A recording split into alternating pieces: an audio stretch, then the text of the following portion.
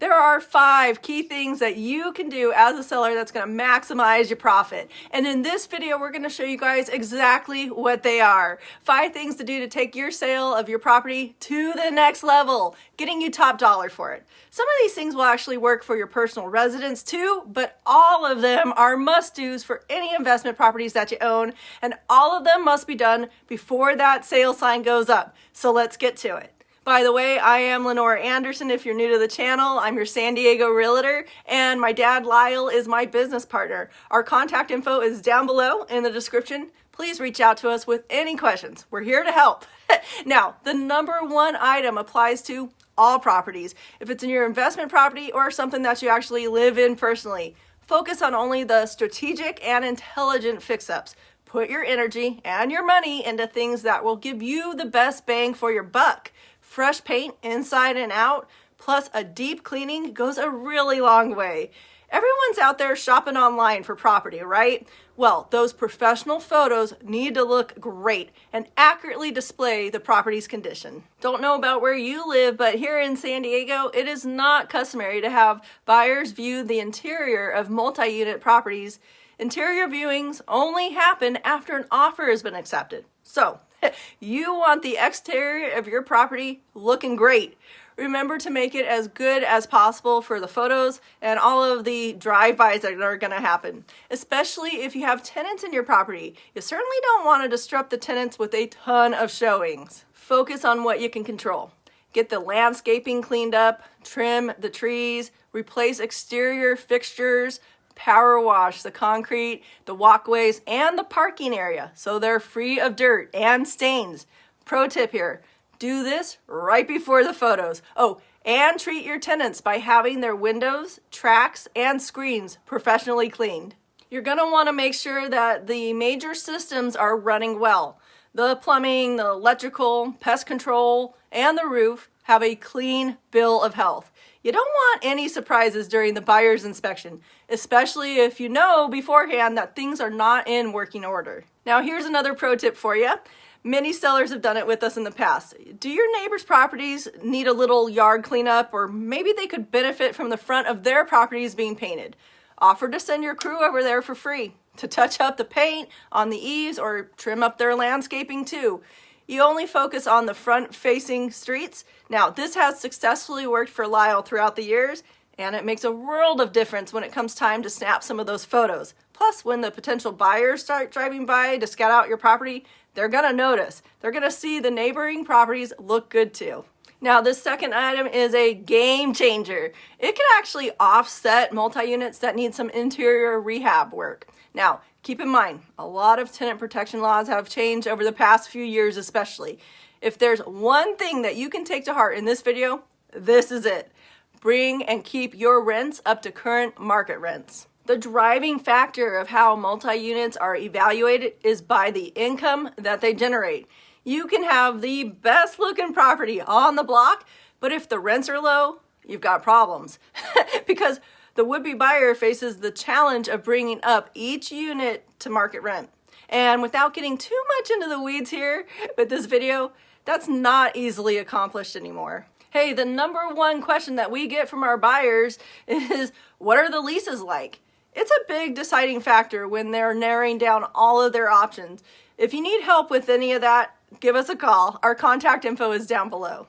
Item number 3 for sellers is to keep your financials and your bookkeeping updated. Know your numbers. Now, this is going to separate the passive investment owners from true investors, especially when you've got hands-on buyers who manage their income properties as business owners. They're looking at your listing. So nothing is worse than when our clients find a property that looks interesting online only to find out that there are no accurate financial records. The cap rate is off, or the owner is clueless about their income and expenses, or they don't have the records and receipts for major improvements. Now, this would make for a very shaky transaction with a nervous buyer, because when you get right down to it, it's all about the numbers. Think about it. I mean, here in San Diego, 2 to 4 units are running anywhere between $1 million up to $3 or more million right now. Just because the property was recently updated and now it looks pretty, I mean, who's going to roll the dice with loose financial records? On to number 4. Know your exit strategy before you list. Now that I think about it, maybe this should have been our number 1, right?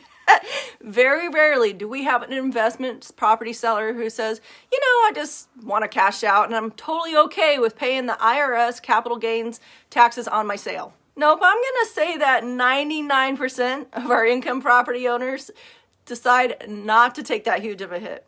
Instead, they're opting to roll their proceeds over into another investment property, and they're utilizing a 1031 tax-deferred exchange. Now, this strategy avoids the capital gains tax of as much as 33% of their proceeds. 1031 exchanges are one of the best ways that the wealthy stay wealthy. Hey, but that is a video for another time. Staying on topic here. You have choices on how you want to exit out of any income property. Are you going to be putting that into another investment property? If so, you're going to want to start searching for that up-leg property before you list your current place. It's important that you are familiar with what's on the market. That way you can do a traditional 1031 exchange. Since you have 45 days after closing to identify your next property and 180 days to close on it. Or maybe you've already found and bought your up-leg property and you need to do a reverse exchange. Yes, that is a possibility, especially with the lack of inventory that we are experiencing in the market. Or maybe you're moving into a Delaware Statutory Trust, or DST for short, if that's your thing. That's where you buy a portion of an ownership in an A-class property. It comes with professional management and bookkeeping, and yes, you get into hands-off management and bookkeeping, where you just sit back and collect your rent each month. You certainly have a lot of options when it comes to what you can do with your proceeds. So, this is one of the first questions we're going to talk about before you list your property. Hey, in most cases, your exit strategy is more important than the actual sale, and it's going to absolutely affect how your property is marketed and sold. Hey, by no means do we want you scrambling while your property's in escrow trying to figure out what you're going to do next. Now, number 5 is all about pricing your property to sell.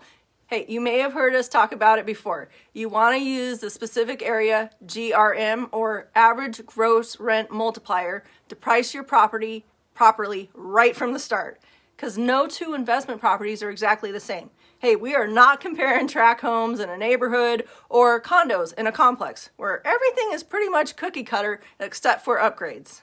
When it comes to multi-units, rents vary. The income and expenses are unique to each property, configuration of the units, the location of the building, condition, age, and upgrades all come into play. So this is where you actually need an expert to help guide you. Now, we will look at a neighborhood average of the GRM for the sold properties, and we're going to use that figure to price your property accordingly, taking into consideration all the things I just mentioned and even more. See, this is why the Zillow estimates will never actually get you the right valuation for your units. Zestimates, they're only estimates with the letter Z in front. I think guesstimates would be way more accurate for Zillow.